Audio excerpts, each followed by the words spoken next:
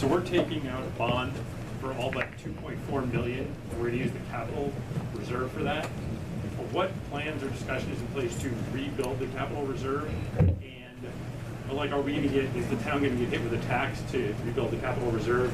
And then, as a second part to that, what are we putting at risk? I would say by using the capital reserve is, you know, so we're going to get by 27 snowstorms one year. We would need the capital reserve by salt, and then there's no salt and we're snowed in. Like, what is the impact of using that now, and how are we replacing it? Did everybody get that question? Yeah.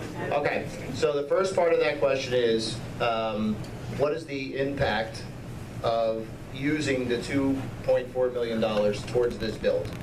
And what are we doing to replenish that over time? And the second part is how do we utilize, or if there's a situation where we needed emergency funds or something like that, how could the budget support it after withdrawing that kind of money out of capital reserve? And I'm going to turn that over to our money guru. We have been building this capital reserve primarily over the last 5 years, and it's been done incrementally. So we try and do some of it within our regular budget by allocating a line in the budget for a deposit to capital reserve.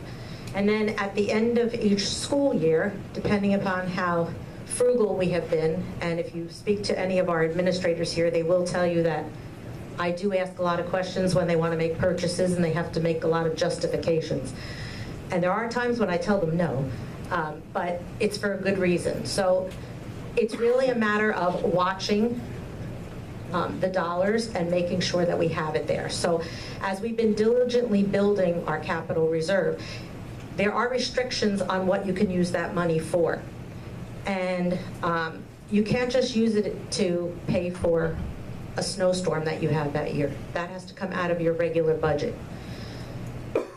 It is for capital projects, such as these. And that's one of the reasons why we've been building that fund, so that the board has some money put aside to help defray some of the cost. We also have some money set aside because we're going to have to replace the turf field. It's getting to the end of its life. So there is $1 million set aside in the capital reserve fund to do that. So we will continue to diligently try and build that fund each and every year. We also have a maintenance reserve fund that we have been building. 5 years ago, we didn't have a penny in it.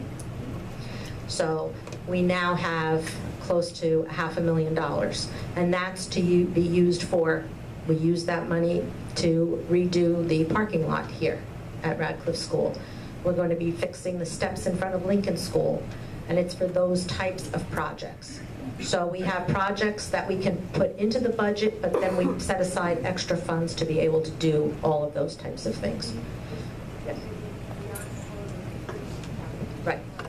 We do still have a balance in the capital reserve fund. How much balance will be left in the capital reserve? And from my own personal experience in education, I believe there is a certain amount that must be in there.